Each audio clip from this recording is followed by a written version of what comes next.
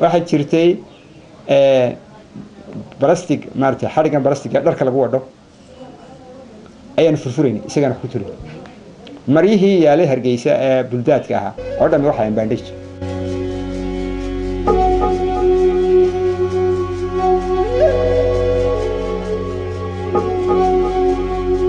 فرسوين بدنا أنتي دوي والهرو يشيلنا ويساس على إنه سكت دوسنا أقل يسكت دلوليانو أيضا عكلك غيم هذا لما تكون يجوا حرفت بدنا لكن يجوا ما دام يبكي وولاية هايستان يجوا حيال كسوري دي عند قياس صلاحين ده إن تا هو واحد يسكت دلوليان مرمر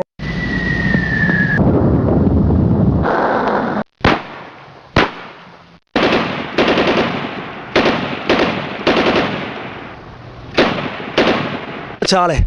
إيركي نوفمبر ayaa waxa lagu garaacay diyaarad niga gowda laga saartay dagaalka wajaale ninkan imika uu ah wasiirka amniga Puntland Khaliif ina mudan baa laga ayaa diyaarad ku duulay isagana isku aqlay isku diyaarad baa rahay halka uu toos wada hadal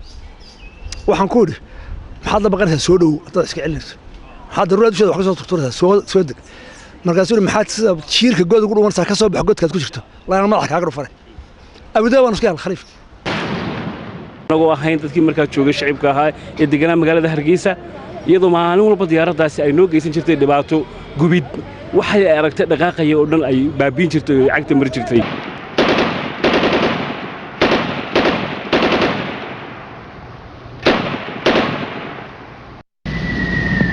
ciidanka Maxamed Ali muu wadan technico waata afantarumbuha shan baabuur bay haayeen إذا كان حسين دير وتي سدح تقني أبو وتي إذا كان بدأ له تاجي إذا كان قاس كعد بالورنت له قاس كفرنيه قاس كعد بالورنت وقاس دتك يا ولد قال لما اللي قاس كوجو حق بدن بوها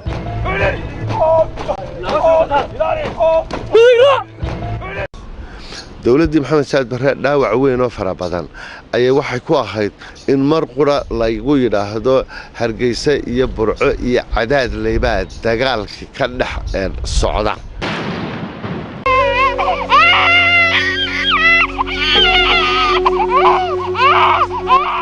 halkan imika waxa ka muuqata diyaaradaasi waxay ka mid ahay diyaaradihii MiG 17 loo oran jiray ciidamadii xoogga dalka Soomaaliyeed ee cirku ay lahaayeen diyaaradani madaarka hagida diyaaradaha caalamiga ah ee magaalada Hargeysa ayay ka soo duuli jirtay kadibna isla magaalada Hargeysa ayay duqaysay diyaaradan waxa rakibay ama halka saaray maayarkii mid kamida maayaradii magaalada Hargeysa Cawl Cilmi Cabdalla ujeedada ugu weyn ay xambaarsan tahay ama halka uu taalana waa in lagu xasuusiyo dhalinyarada waliba inta daadoodu aanay xilligaasi jirin ee kadib dhashay si ay u ogaadaan waqtiga adag maraaxilka adag nafiya maalba huritaanka dalkooda iyo dadkooda loo soo maray waa amuurtaanu ku eegayna daawadayaal barnaamijkan iyo toddobaadkan 27kii 29kii iyo 31kii bishii May waxa ay afkala qaad iyo anfariir ku noqotay markii ciidamadii xoogii SNM ay soo gudagaleen magaalooyinka Cadaadley Burco iyo Hargeysa ciidamadii iyo dawladii Maxamed Siyaad Barre waxa ku adkaatay in arinta ay rumaystaan waxaana markii hore ay u arkeen inay tahay riyo laakiin dhacdadani gariirkii iyo dhawaaqii rasaasta ee ka hilaacay gudaha xeriyihii iyo talisyadii ugu sarreeyay ee ciidamadii Maxamed Siyaad Barre ku lahaayeen magaalooyinka aynu sheegnay markii ay dami weyday waxay xaqiiqsadeen runta waxay tallaabadani sababtay in ay saameyn ku yeelato isla markaana duqeyntii laxaadka lahayd ee loo geystay magaalooyinkii waaweynaa ee Somaliland ay noqdaan kuwa rayidkii ku noolaa arintooda beesha caalamka in badan oo kamidi ay isha ku hayeen kuna tilmaameen xasuuq iyo xadgudubyo bini'aadminimada lid ku ah oo laga galay dadkii ku noolaa magaalooyinkaasi hay'adda Amnesty International oo ku tilmaantay in dad rayida lagala soo baxay guryahoodii si bareerana loogu toogtay meelo la wada arkayo Dr. Martin Hale oo ka tirsanaa hay'adaasi ayaa sanadkii 1988 waxa uu BBC-da qaybteeda dibadda la hadasha u sheegay inay hayaan dokumentiyo iyo xaqiiqooyin markhaati madoona oo muujinaya xadgudubyadan.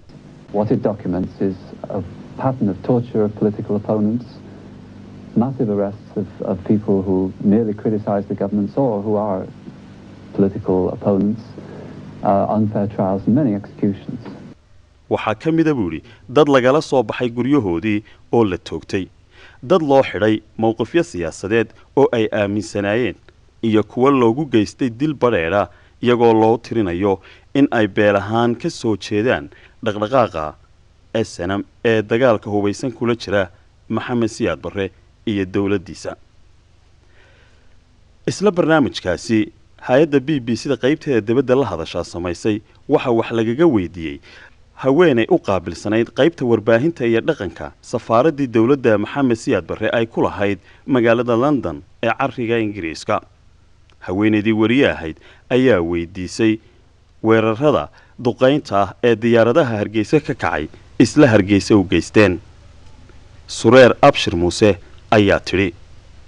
It's not true that the army is carrying out repressive activities against the people. That is a lie. It's a total lie. And we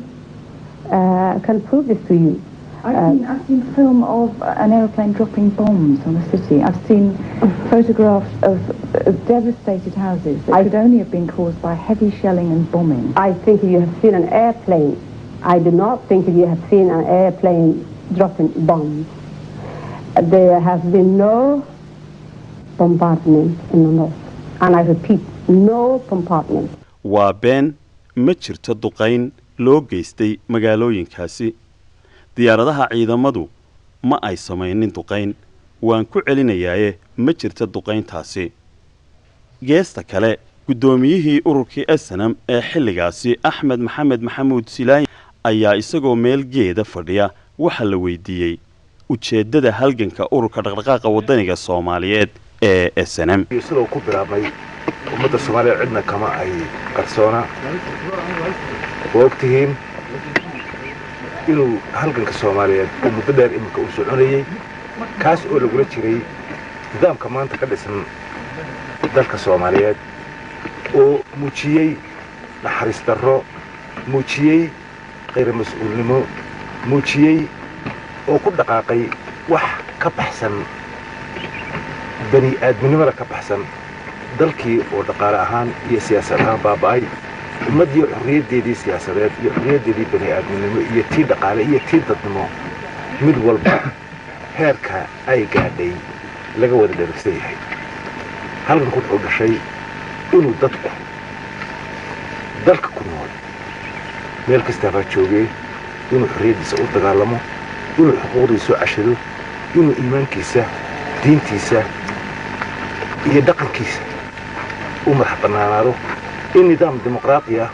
oo xor ah oo ku dhisan ikhtiyaarka dadka, doorasho xalaal ah oo dadku xukuumadda dimuqraadi xaq u dhisan in laga sameeyo ayuu halganku u bilaabmay. go'aankii ururkii dhaqdhaqaaqa wadaniga Soomaaliyeed ee SNM ay ku go'aansadeen inay gudaha u soo galaan magaalooyinka Burco iyo Hargeysa iyo kuwii kale deegaanadaasi waxa uu ka dhashay sida in badan oo dadka af Soomaaliga ku hadla kamid ay ka warhayaan markii dawladihii ka jiray Soomaaliya iyo Itoobiya ay kala hogaaminayeen Maxamed Siyaad Barre iyo Mengistu Haile Mariam ay ku heshiyeen heshiis buuxa oo gudaha dalka Itoobiya gebi ahaanba lagaga soo saarayo xarumihii ay SNM ku lahayd. madaxweynihii xilligaasi ee Soomaaliya Maxamed Siyaad Barre oo wax laga weydiiyey waxa uu yidhi marka ku heshiinay inaanu guddi dhankooda iyo kaanayaal ka socda oo mas'uul aanu qabanno iyaguna ay soo baaraan bal sidii loo heli kara xal waara oo caadil ah oo degdeg ah nabadna abuura. arrintii way socotay markii horeeto Djibouti baa lagu qabtay, ka socotay Addis Ababa lagu qabtay, haddana ka socotay Xamar Baardan lagu qabtay. kalkan iyagaa laga sugayaa inay qabtaan. waxaanse ka xumaa inay ka dambaysay waagaas ka gadaal markii aan Djibouti ka soo kacay dhabahan dhexo oo muxuu ahaa xuduudka in dhibaatada ay ka bilowdeen ka dhaceen. inta ka dambaysana waxyaalaha yar oo noocaas oo dagaal ah inay ilaa 12 bishii December baan qadnaa January ay dagaal aad u ballaaran ku soo qaadeen magaalooyinka Soomaaliya xuduudka u dhow mid ka mid ah.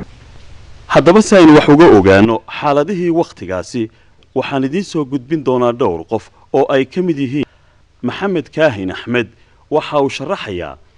iyadoo SNM dareensanayd cududii military ee ciidamadii maxamed siyaad barre bal xogta rasmiga ah ee ay ka haysay ciidamadaasi iyo dawladdii maxamed siyaad barre si aynu uga shidaal qaadanno go'aankaasi lagu soo gudagalay gobolladii waqooyi. waanu ka warhaynay xilliga aanu soo galay iyo xilliyadii ka horreeyeyba mar kasta xogta ciidamada si buuxda aanu heli jirnay. waxaa si fiican aad u garan looga fahmi karayaa xilligii la qoray warqaddii Morgan uu maxamed siyaad barre u qoray warqaddii la magac baxday the death letter warqaddii dhimashada xafiiska madaxtooyada maxamed siyaad barre ayaa SNM ka soo heshay. gaani iyo Morgan markii ay isbedelayeen xil wareejintoodii xogtoodii dhowr casho dabadeed ayaanu ku haynay xarumaha iyaga. waxaad ka garan karaysaa inay xog fiican SNM ay ka haysay howlgalkii Mandheeraad ka garanaysaa oo ciidankii tegey howlgalkii Mandheere ee Lixle uu hogaaminayay ciidamada dee howlgalkaa fulinayay gaashaamay ka tageen iyagoo sayfana gaashaamay ku soo noqdeen. Lixlena xaruntiisu burcay ahayd isagoona burcu ku noqday dhaawacii laba ninoo dhaawacana cadaa wuxuu dhigtay maxaanku idhahdaa buurtan gacan libax buu dhigay markay bogsadeenna halkaas laga soo ambabixiyey. waxaad kaloo ka garanaysaa howlgalkii ballaadhnaa ee 1984 buuraha la galay oo ciidamadii SNM iyaga oo sidooda u socda ay buuraleyda goliska loo yaqaano bari ilaa iyo galbeed 3 meelood ka galeen haddana ay ka soo noqdeen. marka mar walba xog baanu ka haynay mar walbana waanu ku xisaabtami jirnay xogtaanu ka haynay. SNM maxaanku idhahdaayey madax iyo minjaba hawshaa soo galayay diyaargarowgooda na waa lagu xisaabtamayo qiimaynta ka mid bay ahayd. xagga marka la eego qiimaynta ciidankii labadii ciidan ee dagaalamayay waaqiciga qiimaynta milatarigii wuu diidaya. burcana ciidanka soo galay wuxuu watay 12-13 technical oo fudud oo fudud buu watay. waxay wateen 6 qori 7 qori iyo seegeuya 2 jiib iyo maxaanku idhahdaa 2 suun. ciidanka Hargeysa iyo ciidanka Burco la soo islaakaayo 100-200 meelahaasay noqonayeen. ka cadaadle weliba wuxuu ka dheegmay tiradii ciidanka Hargeysa oo uu sii tira yaraa ciidan aad u tira yaroo 200-300 aan ka badnayn ayuu ahaa Xuseen Dheere hogaaminayo. ka Hargeysana wuxuu watay intaa in leeg tira ka sii yar inta Hargeysa ayuu marka labaatanaad baa halkan Burco Hargeysa ka samaysay oo ka kooban gaas oo ka kooban oo madax bannaan oo ka kooban intaasoo guuto oo madaafiic oo ka kooban intaasoo taangi oo saldhig ciidan maxaanku idhahdaayele oo la guutooyin guuto gantaala ale mid difaaca cirka ale. marka labadaa ciidana intaa lagi marka ciidanka militariga la qorsheynayo waxaa la sameeyaa had iyo jeer waxaa la idhahdaa isbarbardhig. markan annagaa weerar ahayn isbarbardhigga marka la samaynayo haddii Hargeysa 40 taangi tiilay waxay inaanu annagu wadano ama 80 taangi oo 2 laab aanu ka badanay ama 3 laab ka badanay. haddii ay halkan 100 madfac tiilay waxay inaanu annagu 200 oo madfac wadano oo wax ku garaacayno. marka labadaas marka la isla eego jawigiisu uu kala duwanaanayaa. waxaanu ku go'aan qaadanaynaa annagu waxay ahayd waxaan ingiriista galoo yaqaano element of surprise kediska weerarka kediska iyo xarumihii maamulka iyo xarunta ay tiilay la cabaaro iyo ragga oo aanu islahayn mooral ahaan iyo geesinimo ahaan iyo aqoon ahaan iyo waayo-aragnimo ahaan way ka sarreeyeen ciidanka halkan lagu hayay. taasi way shaqaysay. markaa waxay ahayd howlkaasi labay mid noqon lahayd in halgankii SNM oo halkaa ku saqiiro oo ku shiiqo iyo in uu maxaanku yidhaahday baddu buurta ha hirdida uu go'aan kan qaato dabadeedna xidid maskaxeedka abbaaro labadii talise ugu xooga badnaa ee waqooyiga ayaa la abbaaray iyo cadaad laga maxaanku yidhahday labada dhexdooda ciidan dhan oo gaaska 12 baa cadaad lay deganaa ayay ahayd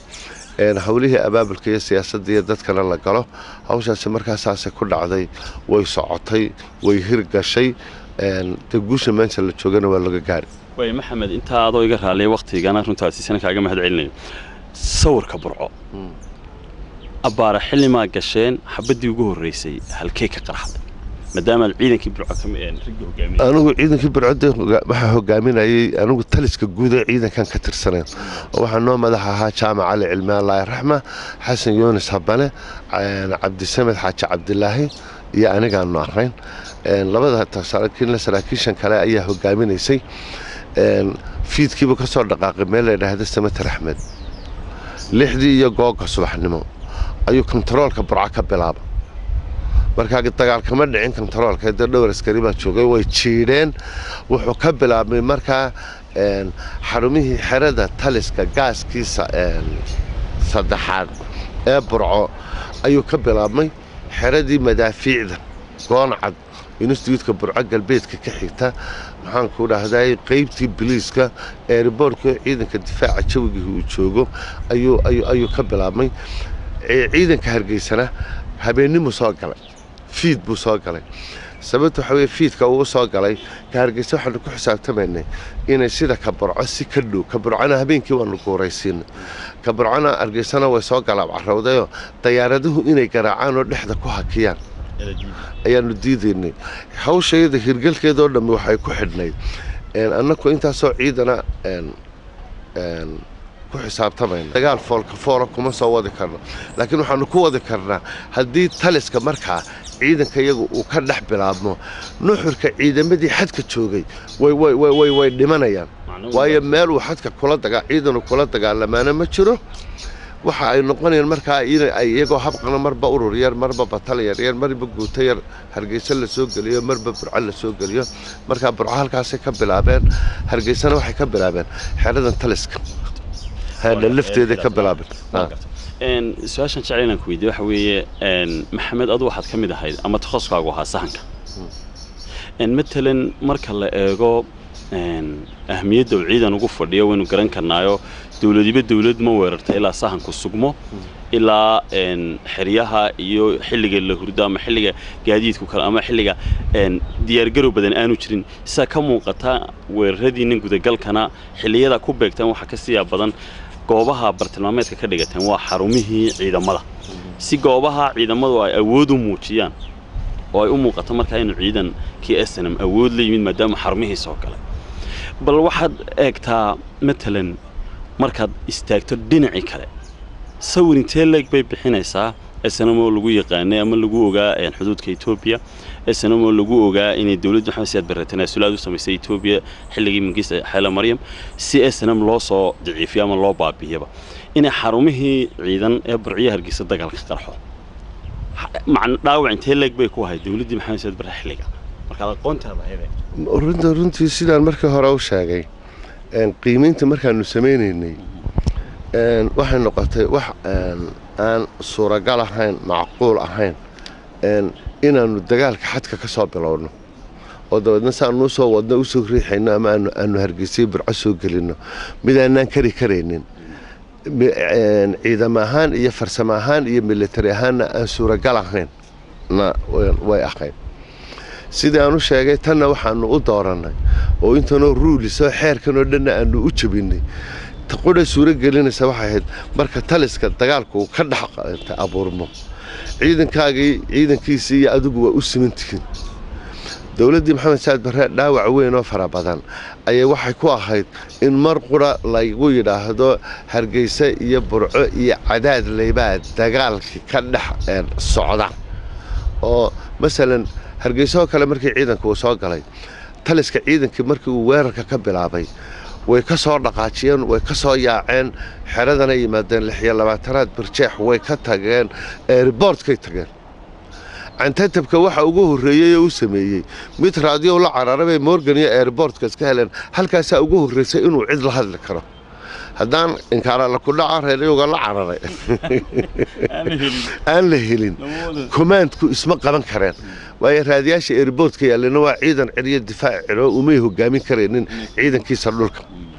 ciidankii burcana taliyihii gaaskoodu iyo maxaan ku dhahday markiiba isaga saraakiil badan oo ciidankiisa ka tirsanay weerarkii u horeeyay qacdi u horeeyay ku dhinteen marka taliski gabigiisaba labadii talisba paralyzed bay noqdeen oo cid wax amarta 24 saacadoodii u horeysay waa la waayay dabadeedna waxay noqotay ciidamadiisii maxaan ku dhahday laga bilaabo meesha lagu dhahdo laascaanood garowe gaalkacyo 54 koob iyo 20aad qaybtii 6aad ee baydhabo ayaa dabadeedna nafla caariga marba guuta la soo diray oo iyaga laftooda qaabkoodii dagaalku uu ka lumayo marba guuta timiyo guutana situationkii waxba way ka bedeli weydeen marka runtii iyaga laftooda culays aad u fara badan bay ku ahayd iyo taliskii ciidamadooda oo structure-kii qaab dhismeedkii iyo qaab hogaamineedka labaduba ay lumeen ugu dambeyntii shakhsiyan ku weydiiyay baan jeclahay inaan wax iga noqotid maxamed kaahin waa la maqlaa musabixi waa la maqlaa ibraahim dhagaweyne waa la maqlaa cabdiraxmaan cali waa la maqlaa deetana waxaanu su'aasha ugu soo dhaxdana barnaamijkan walna maxamedna si kooban u baro inta aan ogeyn waxa marka hore uu maxamed bartay ciidamada kaga mid noqday intaanu talaabin horta inta nool hadii aad tiri waa la bartay waa la yaqaana in badanoo aan noolayn ayaa raggii rasmiga ahaa ee biyo kama dhimcaanka ahaa ee ina googaarka ahaa ee kariimkii lafdhabarka ahaa lixlaa ka mid ah askar baa ka mid ah mahdi cali faarax baa ka mid ah koodbuur baa ka mid ah axmed dhagax baa ka mid ah gamca dheeraa ka mid ah aadan saleebaan ibraahim jaamac dhiif halliqin muulaac maxamed cali maxaan ku dhahdaa axmed macalin haaruun xandulle biidhiidh hebel sabban maxamuud haybe xuseen axmed guuleed xuseen dheere intaa iyo in kaloo fara badan aan iminka koobi karin raggii magacyada lahaa ee maamuuska lahaa waa kuwa dabcan sarga saraakiisha ciidamadii rag kariimahoo aad u wanaagsan bay ahaayeen aqoono kala jaajaada bay ciidanka ay ahaayeen qaar ciidanka cirka ay ahaayeen qaar ciidanka dhulka ay ahaayeen qaar ciidanka badda ay ahaayeen qaar pilots bay ahaayeen marka anu qaar madaafiicday ahaayeen qaar injineeray ahaayeen qaar taangistay ahaayeen qaar miinistay ahaayeen jilifiyo waa miiniste ya qaar anigu waxaan ahaa saraakiisha infantrygan ka mid ahaa commandka magaalada Cadaadley oo xarun u ahayd talisyo ka mid ahaa ciidamadii Maxamed Siyaad Barre deganaayeen ciidamo xoogan oo ay fadhiisin u ahayd ciidamadu SNM waxa ay galeen bishii May 29keedii عيديد حرسي عجاجر وحاو كمدها رجي هجاميني دجالكي ديجان كعدادلي. سد إذا باس استمفلي. إذا كيوري يوحو قلي برعو قلي شنيه. تضبيع لباتنكي. سداد لباتين الدبسبان قل. نشرقنيك إذا كان مكوتي واحد أحمد مريم إلى كاهنية عين كاسبة هاي فربنا مع الهارون يو رق بدن بي هاي إذا بس وحب مدحها محمد علي وحب كل حقين لبلع وحب كل حقين داهر ورابني ليلاه وحب كل حقين كينياتي وحب كل حقين لورنشري جاني دقال كاسو وحب بلا ما يدبس مركا هيد markay ahayd 3 galabnimo iyo bilaabmay iyadoo shantii gaadhina waa la kala food qaaday dad meesha waxa ku dhintay dad badan mujaahidiintii ku dhimatay meesha waxa ka mid ahaa indhabalac daahir waraaba ka mid ahaa kenyaati baa ka mid ahaa yuusuf muuse ka mid ahaa waxa ka mid ahaa ninkii la oran jiray sayn حاشب اللي بقى كمدها ركب ما ماشي كل انتي إلى مركز دمبنا عويسكي وحلا صاري بابور تويوتا koob iyo tobankii nin laba nin oo nina hawd ku dhintay nina iminka wuu nool yahay oo la yidhaaho ibraahim colaad maxamuud iyaa baabuurkaa ka baxay 12 kale way ku dhinteen nimanka magacyadoodii buuggaasay ku yaalliin iminka dusha kama tirin karo waaye magacyadoodii uma wada baahnin bal hadda iyada waxaad ka warantaa 29kiina waxay ahayd cadaadle 29 cadaadle cadaadle waxaa ku dhintay 40 nin waa tahay ilaa madheera madheeray u badnaayeen rag ku dhintay meesha madheeray u badnaayeen madheera tibcaddaa ku dhintay allah ورجال عندنا شيء كذا ما كل انتي. رجاسو. واحد ما لقى عدد. عدد اللي واحد لقى أفرتي. قلبني ما مستسمحني. أفرتي قلبني ما لقى. قلبني. ها. واضح. سيدي دين وزقال كود ماضي. سيدي أبيني مو. سيدي أبيني مو. واقف. waxaa lala kacay qiyaastii 6 markay ahayd baa lala kacay nimanka waxay ugu dambeeyeen halka la yidhaaho bahalkan waxa lagu dhigi jiray la yidhaaho burbure iskuulka iyay ugu dambeeyeen 7 baa laga saaray 8 dagaalkaas u dhamaaday laakiin habeenkii ilaa waa berigii nimanku way dhimanayeen ma kala yaaceen xeradii ma laga saaray waxay sidaahan ku noqdaa مالد عقلتي نباي ستو يوك حكومة يسوقلار. وحردي ساكون نقطة. الحردي ساكون نقطة. عدد اللي حرون عيدان بيحيد، حرق عيدانو ينادى علوس بيحيد. إن هرجيسنا ما دام كوبي صدقين نقوني سي. إن عيدان ما دي السنة ما جلاي إن عدد اللي. إن سيدي أودو ده هيد. إذا ما أودو أضبط الرئيسي. إذا محمد علي مو ولا تكنيكو. واضح. فنترون بوها شن بابور بيها إذا كان حسين دير وتي سدح تقري كابو وتي إذا كان بدأ لو تاقي إذا كان قاسك عد بالورنش لو قاسك فديو قاسك عد بالورنش وقاسك دتك يا ولد قال لي قاسك وحوق بدن بوها إذا ما دي سياد بري إذا كان أدق بوها وحو فدي مركا يعني حردي عيدك عدل لي حردي عيدك عدل يفدي تدبا بيبان كغبني تدبا بيبان لا قدلي سو مغل ميسي سيدي maxaa filaysaan idinku ilaa xara ciidan iyo ciidan awood leh iyo guutooyin meesha degan baa weerarayseen anagu filcaari baanu hayn haye anagu dhimashadii nolosha baanu kala jecelay nolosha meedan kala jecelay iyo dhimashada ma baanu kala jecelay soo rag midaba maanu hayn ciidanka meesha soo galay ciidankii hore ahee ciidanka 500 buuha ciidanka maxamed ali 220 buuha soo maqal meesha 700 bay haayeen 700 bay meesha soo galay ciidan ka dambeeyay mandheero jeelka sidaasaan ku jebinay waxaanu ka sii daynay 900 waa maxaabiisa oo cid walba leh dadka waxba maanu farsamo kale looma gelin waa la sii daayo haa ciidina raacaysa la raacidiis ka tagaysa iska tag baan ku nidhi إذا كسروا ساس كبيا بير. مركا قفصتين عدالي وحاوجتين إن عيدا ركبة ماشي إذا كجد نتين لكن وأقول تلاقي شيء ويدك وحيجي سنة جولستان. أنا أقول جولستان بنوتشيدني. ذات كيلو دقيقة الجاسية ونقول حلا يسكو قعود الدنيا حرص وضعوا بابا. مقالوا بابا يعني. قان كيجوا هاينا أمد منه أمد ذاك حرينه.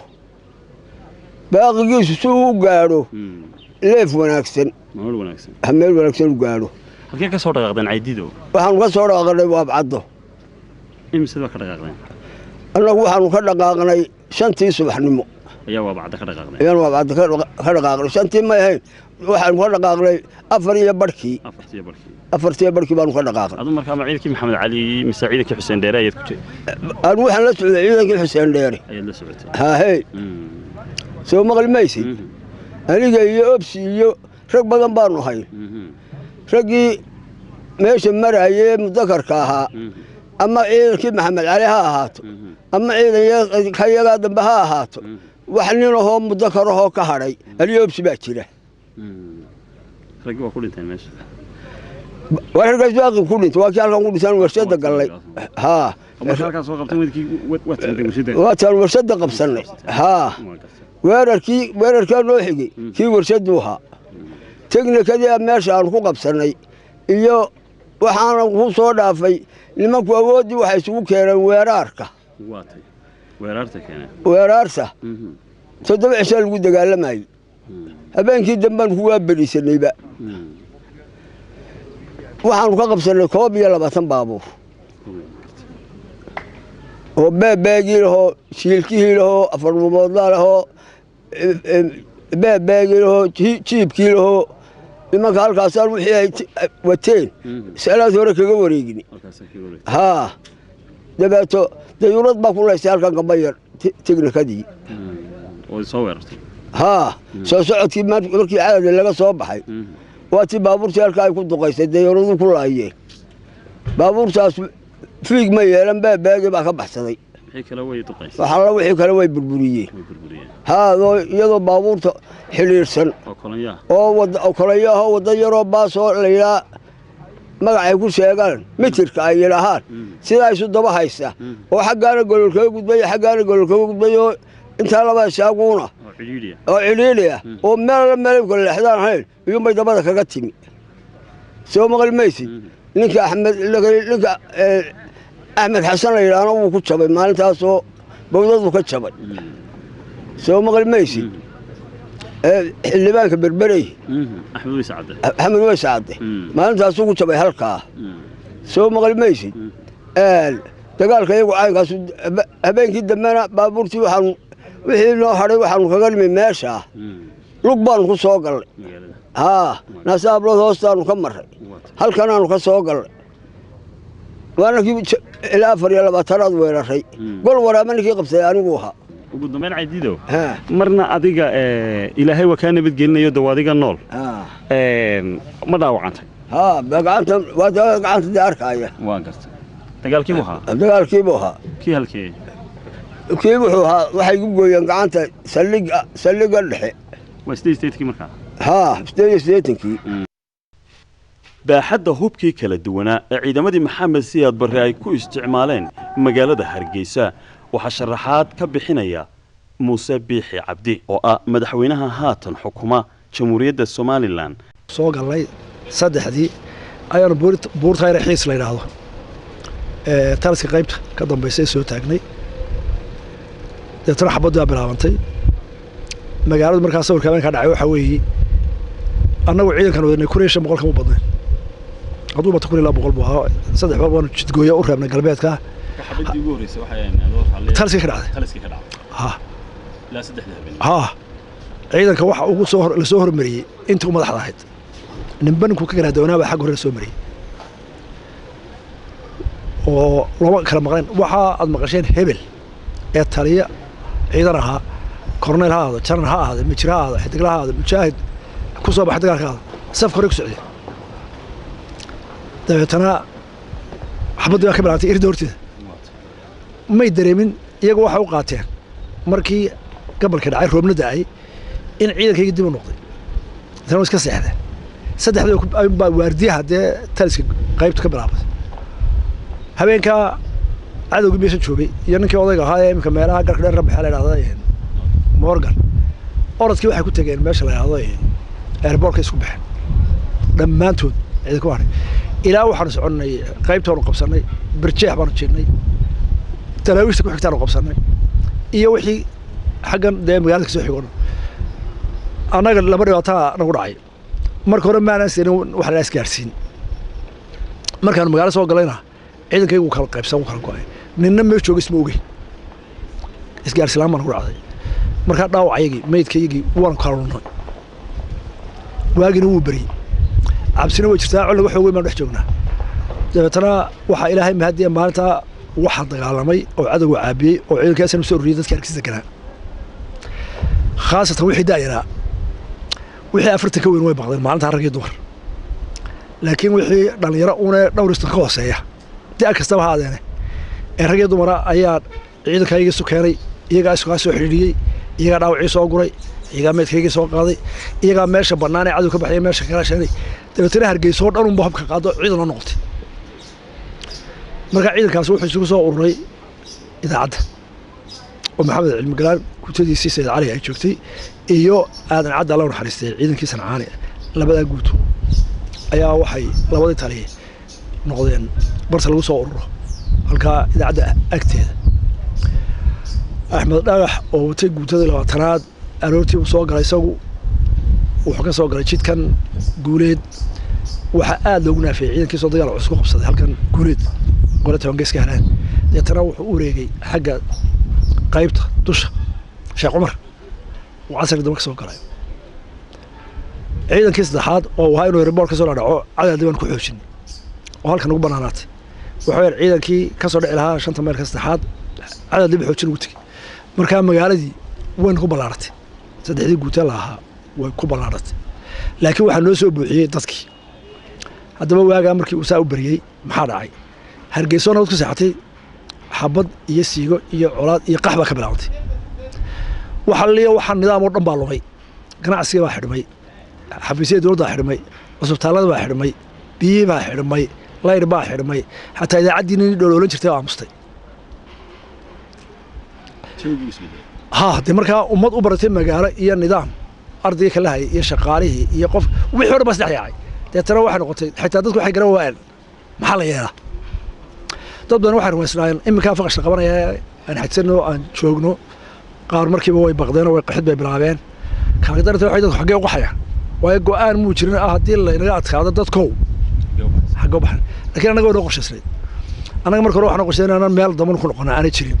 ilaa Itoobiya waa ka soo baxsanay haddii laga adkaado inaan u baxno dhinaca buuraha iyo geedeeble biyaha marka ciidankii uu ogyahay halka lagu ururayo waxaan soo qorshaynay dhaawacay noqdo kayntii geedeeble imika way baabaaday dhaawaca kala dhigo way biyeelada buurana weylada ciidan nooga soo gali karaa ee tagni karaa marka taasaan u dooran laakiin dadweynihi waa ku bariyay marka wixii daayaraha iyo ciidanku ma soo doontay qori idib ragay door dadkii waa weynaana ila mas'uuliyad baa saaran oo carruurta baa saaran oo bukaankii baa saaran oo waayarkii baa saaran oo laxjaclada saaran way jaawareereen deetana waxuna qaateen xagga ciidanku u baxayo inaan raacaan deeta markay halkan ciidan dhaawacyo uu qaadanay geedeeble Hargeysa oo dhammaan xoogeeda 80% waxay u soo guurtay geedeeble labaada maalinta koowaad ee koodii June annaga iyo qoladii cadowga waanu ka gabsanay iyaguna airport ma soo dhaafin oo magaalada laga haystay annaguna waa nagan nin waliba uu ciidankii waanu istiideynay iska faaruq ahayd magaalada labaadii iyaga waxba kaga soo noqday birjeex oo ka soo dhacayna nahar annaguna waxaan soo xoojinay halkan idaacadda dabadeed marka idaacadda waxa ku jiray koox taangiya oo dhan ku go'doomay oo dee meel baxaan baan lahayn in la raska dhamaanayso maalin saddexaad baan sameynay marka aniga qolaan ku jiray habeen labaadkii waxaan ku tagnay lugtii markaan ka baxnay halkan waanu ka baydnay halka wax waagu noogu bariyay halkan xashil lagu daadiyay qaybta horteeda ayaa qoob weyn oo dhan inuu cali xoosho aniga war qoob rag sadweey gaaraya oo waliba qoob weyn rag horta kaleena iyo xogay mujaahidina oo dhaawac sita ayaa cid loogu soo baxday halkan gudaafada lagu daadiyay marka xabaalaha boqosho soo martay ayaa cid loogu soo baxday deetana waxaan ku dhufanay halka ay xirad gaagta waxaan soo meel jeexjeex magaalada jeexjeex dambe gala deetana waxaan u galnay guutada gantaalaha oo degrade sheeda ayaan u xiriiriyay yar dafsir marka ayaguna la fooday baqanayna rasmi lagu riday anagoo ka baydnay markaan u baydnay xagga ina aamin buurta dambe ayaa waxaanu salay ciidan dhan oo guto la yiraahdo soork loo jiray kiibaanu ilaa casarkii haysan isaga waan ku soo riixay deetana waxaanu galay laagta ina aamin ka dambaysa ila waxaan ku soo qornaa qorshahayaga ahaa hala tago geedeeble halkaas aan ka bilowday habeenkii hore geedeeble waa noogu bari geedeeble oo ciiba joogin maanu tagno jabhad ay haysato haddana jabhadan foodasar marka waxay ila waa bartii tariskii gudbaan doonaanu dhigna halkan ciidankaygina waa kan kala go'ay raggii gutooyinkii madaxda labadii taliye ee magaalada soo galay saddexdii taliye ee magaalada soo galay dhagax iyo aadan cadde iyo maxamed cilmi laba way saleen maxamed cilmi iyo aadan cadde iyo tiknikada waxay ahleen waxay ku qabteen idaacadda dhagaxna waxa lagu goday beer guuleed oo qaybta xagee dambe ayaaba isaga lagu goobtay iyo ciidankiisii qolada taliska guuda waaga saddex ciidan dhexdood loogu bariyay magaalada ma la iswaayay taliska guud qabto waan naga nidhi deetana saddex ciidan baan saray deetana jabhad baan ugu tagnay xoog la geedeebne ilan jabhadu waxay tahay magaalada wax ka dhacay markay aragtay hugunka iyagiiba tira arnahay waxaan seenaba ma hubsanine jaantay ware deetana horta biyoon xoreysan deetana waxaan fariin u dirsanay ilan dadkii baa shaqeynaya shacbiga waa ordo waxay u tageen raagabidaaro jooga agabar isagu soo galay oo u dul fadhiyo inuu qaxootiga halkaa weeraro ase aan wari gaadhin iyo ina nadiifiyo halkaa jooga ayaa fariintii la gaarsiiyey iyagiina ciidamayna soo direen marka maxaa isku haya xidhmay ciidankii galbeedka waqooyiga soo joogay oo waxaan jaraynaa jidkaa Jabuuti laga soo goynayo iyo anagoo geedib la joogna fariintii magaalada waxaa noogu timi maxamed cilmi iyo aadan caddi waxay ku jiraan idaacaddii ay joogaan dhagaxna dusha ayaa ciidanka soo aabulaya deetana waxaan ku halkiina haysta anaga soo noqonay galabtan oo dalka ka soo bilowna maalintii shantii galano waa maalintii saddexaad noqon sama afraad ayaanu ka soo galnay halka ayara ina aamin deetana waxaan ugu maxamed cilmi iyo raggii maxaa gutay sarcaani iyo sayid cumar iyo dhagaxoo soo gaaray iyo cabdullaahi askar iyo dayib iyo iyagoo halka joogan ugu deetana taliskii waxaan ka dhiganay barta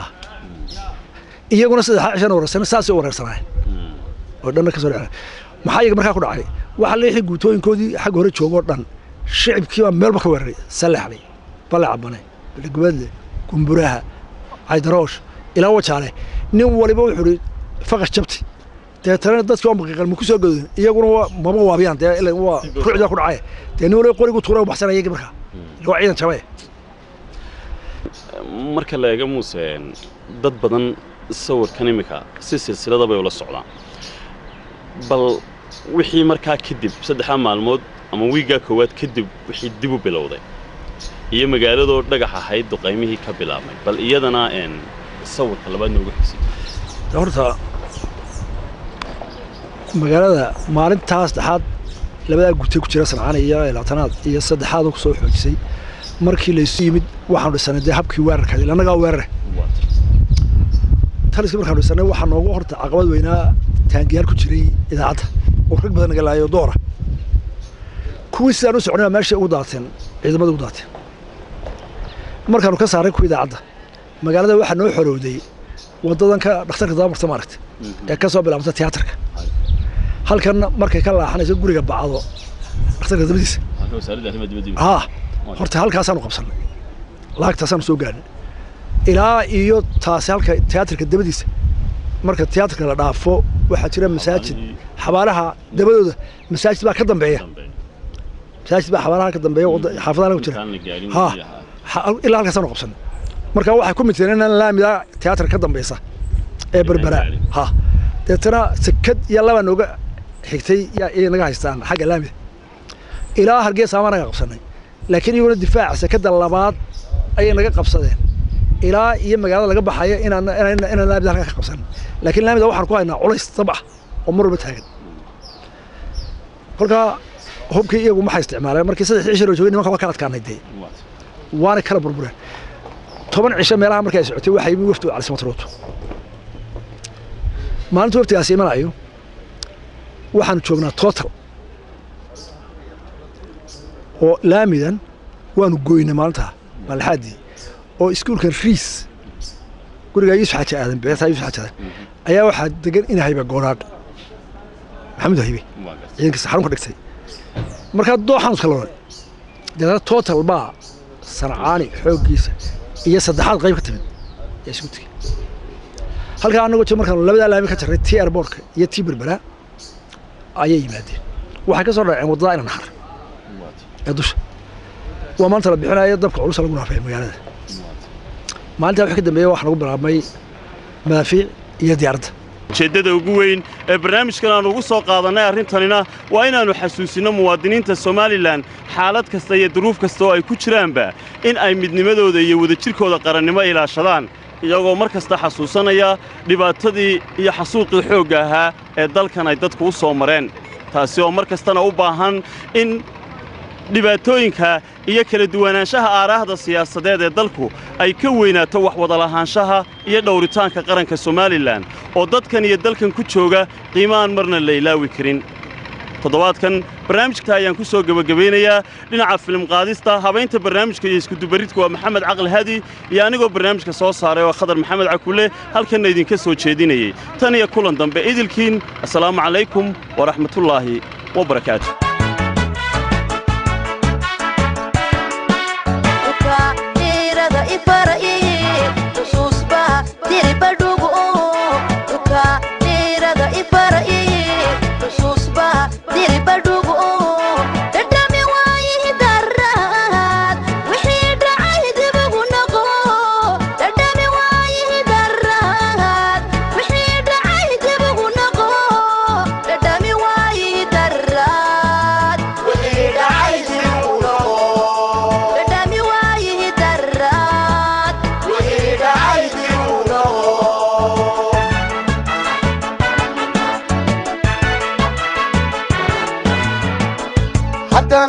dalan rognahay dalaanku masdaan markii dhiladu shidnay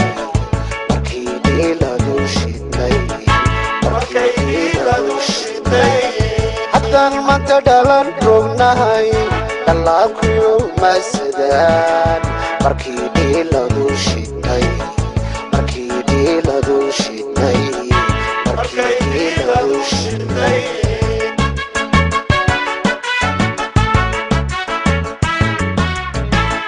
Kesiga didianaha, wadani dar sambanaha. Kesiga didianaha, wadani dar sambanaha.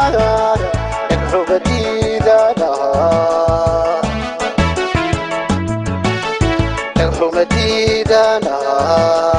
naqal hurrimanaha, illa gudantanaha.